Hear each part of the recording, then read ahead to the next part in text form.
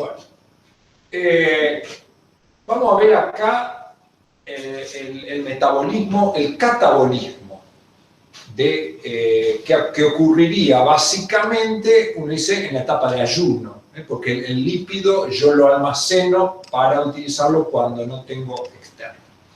Entonces, si no se ve me dicen, pero creo que se ve todo. Nosotros tenemos los triacilgliceroles, están almacenados en el tejido adiposo, digamos en el adipocito. Ahí hay triacilgliceroles. Entonces, durante la etapa de ayuno, a través de receptores de membrana, hay ciertas hormonas que vienen y le dan la orden para empezar a utilizar el tejido adiposo. Por supuesto que yo lo utilizo siempre durante todo el día, aún en etapa de ingesta. Lo que sí hay un aumento durante el ayuno, no es que esto es que todo o nada. Entonces, bueno, va a haber hormonas. ¿Qué hormonas? Y básicamente la adrenalina, esto lo vamos a estudiar mejor el año que viene, pero si ya lo vamos conociendo, es fácil. Dos hormonas, que son las hormonas, podríamos decir, las más importantes que controlan el ayuno. ¿Qué ocurre? Estas hormonas se unen al receptor a través de un mecanismo de transducción de señales, llegan a estimular una enzima que se llama lipasa sensible a hormonas. ¿Por qué le damos este nombre? Y le damos este nombre porque si le damos lipasa solo, se nos confunde con la lipasa pancreática, se nos confunde con otras lipasas.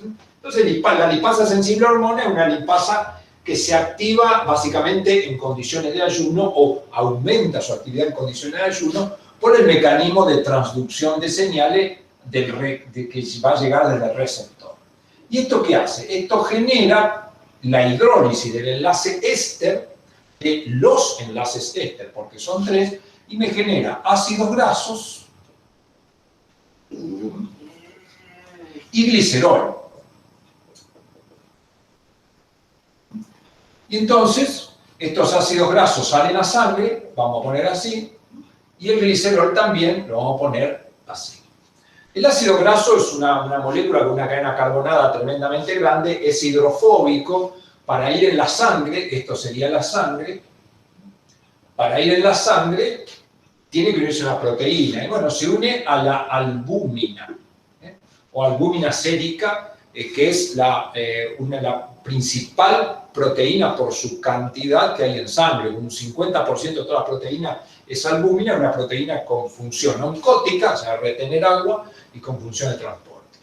Y entonces, estos ácidos grasos los va a transportar y los va a liberar y van a ser captados por un mecanismo de transporte que no vamos a estudiar, van a ser captados por tejidos. ¿Qué tejidos los consumen? Y básicamente el tejido muscular es el más importante, músculo liso, músculo estriado, músculo cardíaco, la célula del tejido conectivo, el hígado. Pero el que no lo consume básicamente a esto es el sistema nervioso. Entonces, estos ácidos grasos, una vez que ingresaron a las células, se transforman en acilcoenzima A, se activa, esto se llama activación, es un proceso que usa ATP, usa coenzima A, y la enzima sabemos cuál es una enzima que está juntando CoA con ácido graso. ¿A qué familia pertenece? Una sintetasa. Se va a llamar acil-CoA sintetasa. Perfecto. Esto ya lo vimos. Acil-CoA sintetasa. Y este acil-CoA tiene que ingresar a la mitocondria. ¿Por qué? Bueno, porque ahí está el resto de las enzimas. Entonces, para ingresar, primero se transforma en acilcarnitina, es decir, le saco la CoA y le pongo carnitina, que es una molécula derivada de aminoácidos, y para esto interviene una enzima que se llama carnitina aciltransferasa, CAT. Después lo agarra una translocasa, que es un transportador, y lo pasa hacia el interior.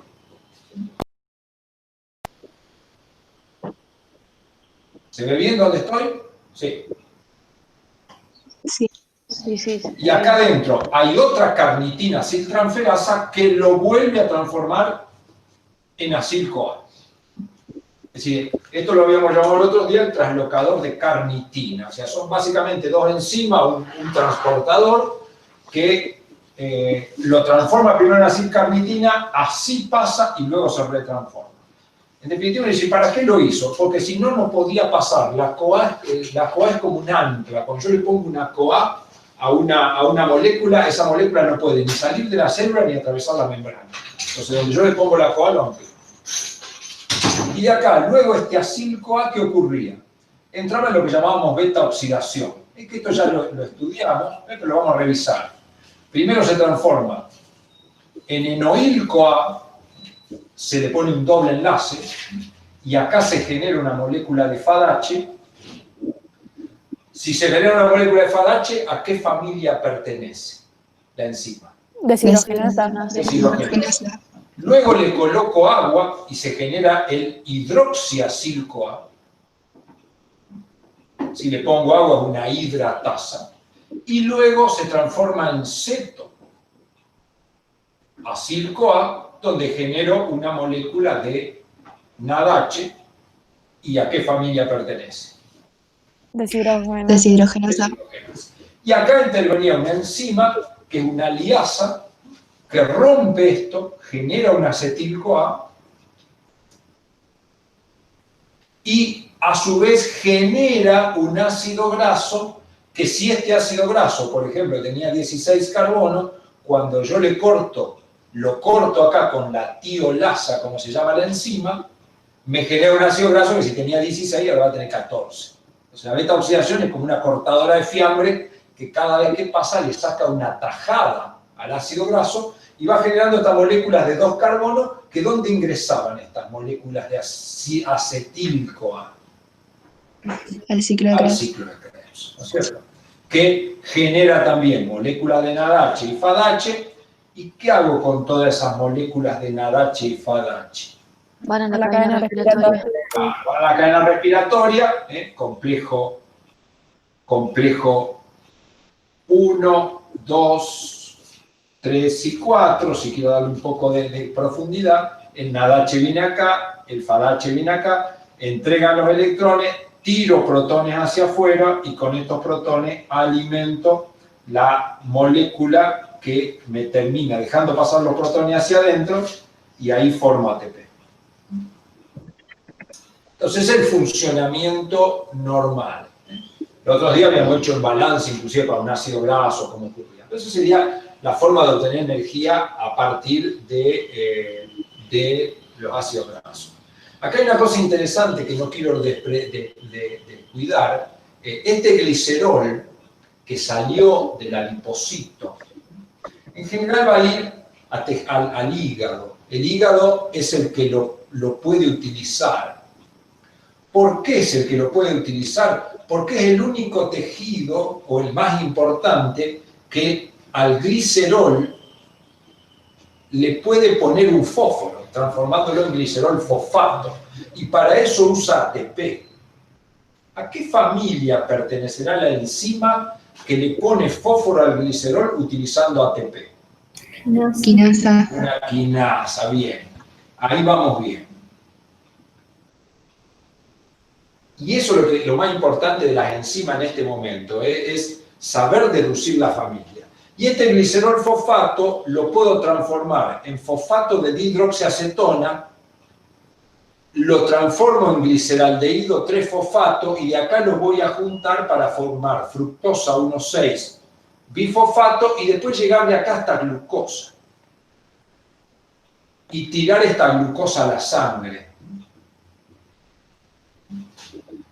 ¿Y por qué ocurre todo esto? Y bueno, porque el hígado también tiene receptores sobre los que impacta el glucagón. O sea, el glucagón durante la etapa de ayuno fuerza al hígado a que genere glucosa. ¿Y para quién es útil esta glucosa en la etapa de ayuno? Para el sistema nervioso. Sistema nervioso. Ahora, cuando hace glucosa, también acuérdense que esta glucosa también la va a hacer a partir de oxalacetato. Entonces, al consumirse este oxalacetato, el hígado también empieza a formar cuerpos cetónicos. Ambas cosas son importantes para el cerebro y, como vimos hoy, no es tan grave para la salud, al parecer. Es un combustible más el cuerpo cetónico. Entonces, bueno, ahí tengo el metabolismo de los lípidos durante el ayuno de una manera bastante completa. Ahora, ¿qué pasa? Lo que es un poco más complicado es qué es lo que pasa, vamos a dividir acá, durante la etapa de ingesta. Nosotros ya lo estudiamos, durante la etapa de ingesta los lípidos van directo al tejido adiposo.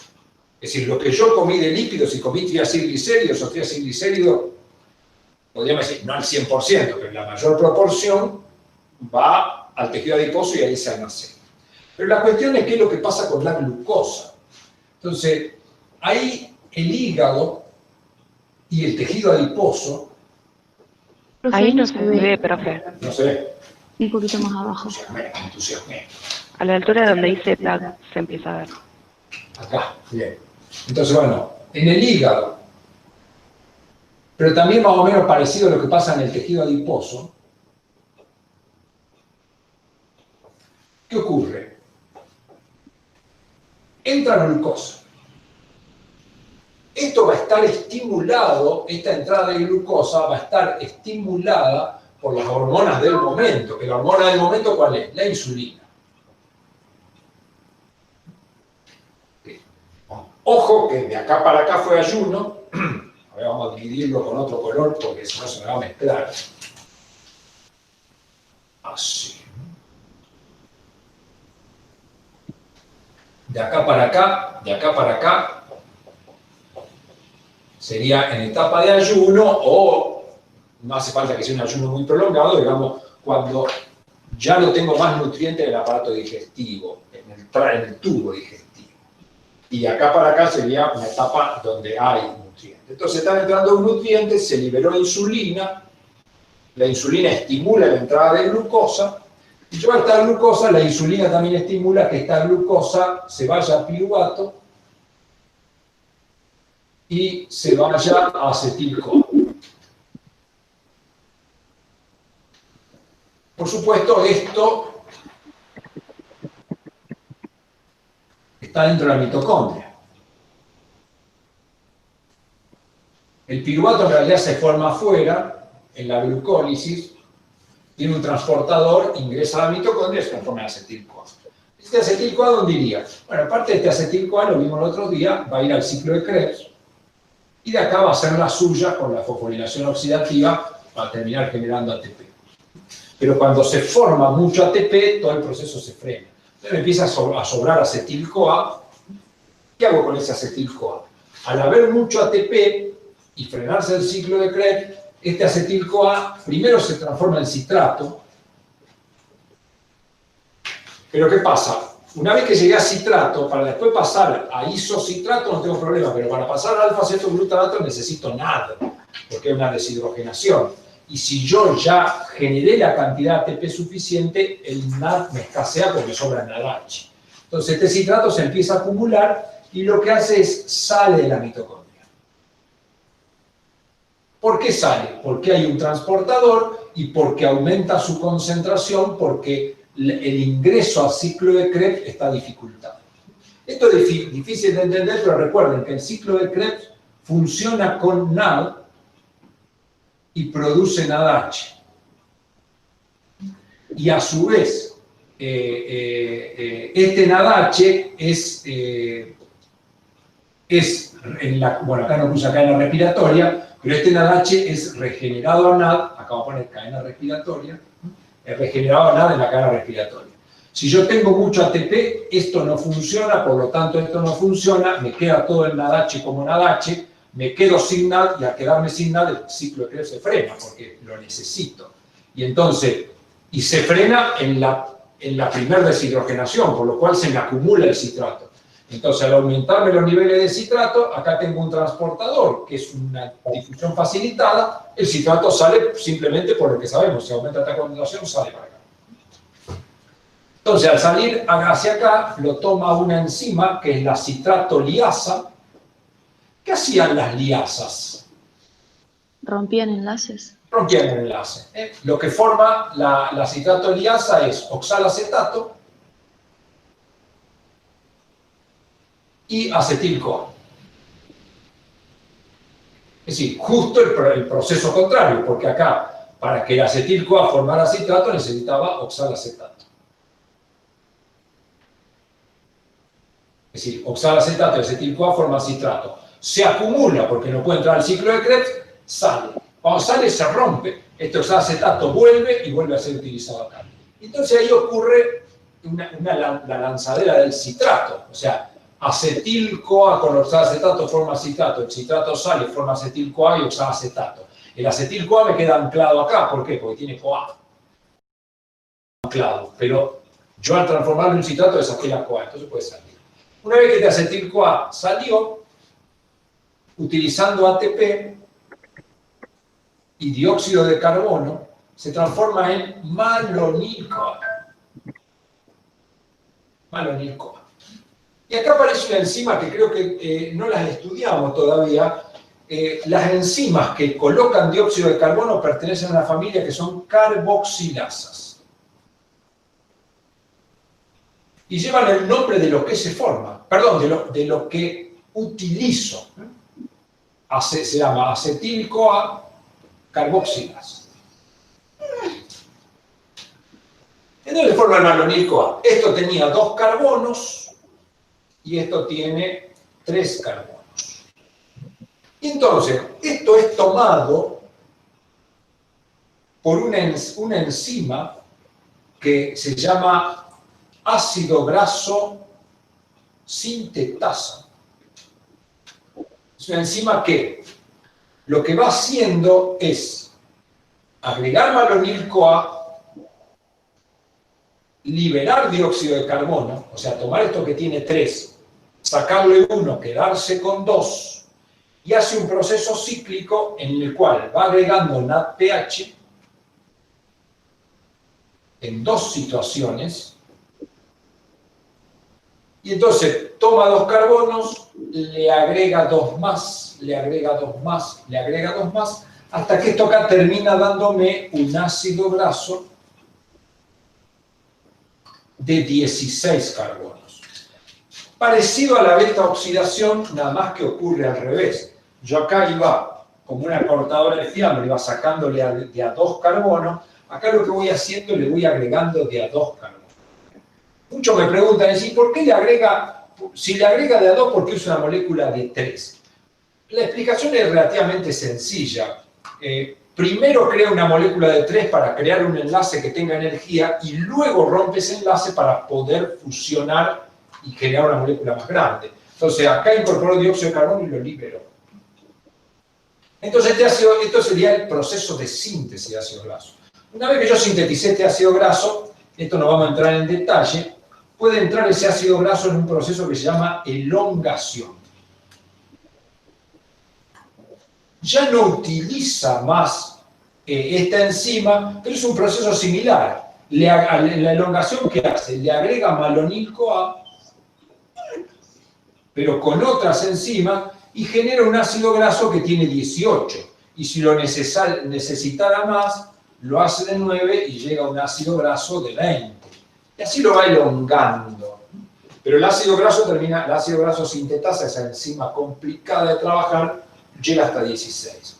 Y si yo necesitara un ácido graso insaturado, estos ácidos grasos, por ejemplo uno de 18, entraría en un proceso que se llama de insaturación, que por supuesto en el caso nuestro solo funciona como omega 9, con lo cual va a generar ácidos grasos insaturados. Y de esa manera genero ya sea ácidos grasos saturados o ácidos grasos insaturados. Estos ácidos grasos saturados o insaturados los voy a utilizar para formar triglicéridos. ¿Cómo hago? Bueno, cuando la glucosa se estaba transformando en piruvato, acá en el punto intermedio, yo tengo compuesto de 3 carbonos, uno de ellos es el fosfato de dihidroxiacetona. Ese fosfato de dihidroxiacetona, utilizando NADH, que me sobra, recuerden que si estoy sintetizando esto es porque me sobra NADH, utilizando NADH lo transformo en glicerol fosfato. Si utilizo NADH, ya conocemos que pertenece a la familia de las deshidrogenasas, ¿no es cierto? Y este glicerol fosfato, lo que hago es ponerlo por acá, así, una línea por acá.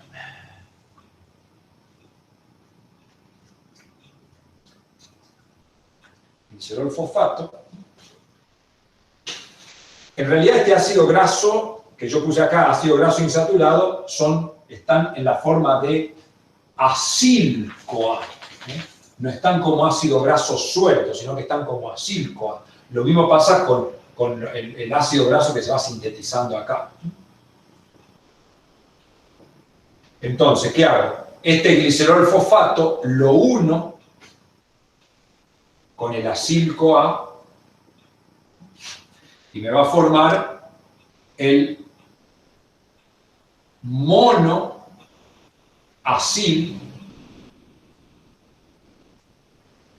glicerol fosfato. Es decir, al glicerol le agrego un ácido graso.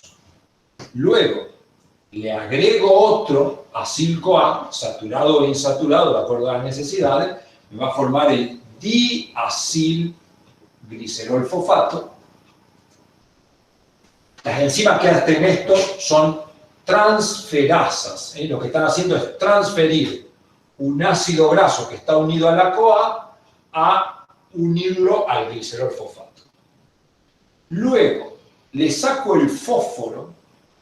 Las enzimas que sacan fósforo y lo tiran al medio, creo que las vimos. ¿Cuál era la familia? Quinasas también, ¿no era? ¿Cuál? Quinasas también, ¿no era? No, claro, no las vimos. Las que sacan fosfatasas. fósforo. Las fosfatasas son. Las fosfatasas, las que sacan fósforo y lo liberan, no que sacan fósforo y se lo dan al ADP, son fosfatasas. Entonces acá actúa una fosfatasa y esto me va a dar el diacilglicerol. ¿Me alcanza el pizarrón? Sí. Y luego entra otro ácido graso acá y me forma el triacilglicerol. Y así lo sintetizo. Si esto era tejido adiposo, este triacilglicérido queda donde está. Ahora, si esto era hígado, ¿qué hace? Este triacilglicérido es tirado a la sangre y va a ir al adipocito a depositarse. O sea, se tiraría a la sangre y vendría acá. Entonces, ahí tenemos ya la visión de las dos partes del metabolismo de los lípidos. Más adelante, para profundizar, vamos a ver un poco cómo funciona esta enzima. Normalmente el alumno cuando empieza a estudiar se desespera porque no lo puede entender. Es difícil de entender, hay que crear un modelo para poder entenderlo, cuando uno lo entiende es fácil. Pero digamos, en principio, esto, cuando lo enfrenten en cualquier libro, ya sea en el mío o en el blanco, donde lo enfrenten, esto entiéndanlo como una enzima que lo que hace es ir agregando de a 2 carbonos y elongando la molécula hasta que me llega a un ácido graso de 16. Eso es lo que hace. ¿Cómo lo hace? Es complicado. ¿Por qué? Porque, bueno, primero lo une a un sulfidrilo que está en tal lugar, después lo une al otro sulfidrilo que se lo pasa para acá. Todo eso me vuelve loco. Eso, en principio, yo no lo necesito para entender lo que tengo que entender. Acá lo importante es que cuando yo como lípidos, los lípidos los absorbo, como contó Silvina y Rosa, van a tomar los vasos quilíferos que están en las vellosidades intestinales, van a agarrar vía linfática y van a terminar cayendo en el torrente sanguíneo esos triglicéridos y van a terminar yendo al tejido adiposo. Como triglicéridos van al tejido adiposo. Lúcidos, por su energía. Pero si me sobra energía, si me sobra energía, que cuando me sobra energía, me sobra NADH también, ese producto de los glúcidos, que es acetil-CoA, se estanca en citrato, aumenta la concentración intramitocondrial de citrato, crea un gradiente favorable con el citrato, sale al citosol y cuando se encuentra acá se encuentra con una enzima que lo rompe y lo transforma nuevamente en acetil-CoA y al transformarlo en acetil-CoA lo ancla al citosol y luego acá se transforma en malonil-CoA y lo agarra esta enzima que sintetiza ácidos grasos y luego con el glicerol-fosfato sintetizo triglicéridos. Si es el hígado, lo exporto y lo mando a ese es más o menos el funcionamiento. Y ahí tenemos un poco las hormonas que lo manejan. Bueno, bien, media hora no me puedo quejar. Después algún día vamos a ver cómo funciona esto acá. Es interesante. El ácido graso sintetasa me hace acordar, cuando salgo a correr me quedo haciendo elongación allá cerca de las torres donde está el barquito, acá los que están en nuestro zona de Rosario, lo deben conocer el lugar. Y siempre en esa esquina hay unos malabaristas que tiran botellas para arriba o que tiran pelotitas para arriba. A veces me quedo maravillado mirándolo de las cosas que puede hacer el sistema nervioso, la coordinación que puede tener. Me hace acordar al ácido graso sintetasa. El ácido graso sintetasa es un malabarista, nada más que no juega con botellas ni con pelotitas, sino que juega con moléculas de acetil-CoA, de NADPH, pero realmente es un malabarista. Así que algún día lo vamos a ver, lo vamos a dibujar acá en el pizarrón cuando tengamos tiempo. Bueno, me voy de nuevo para mi sitio.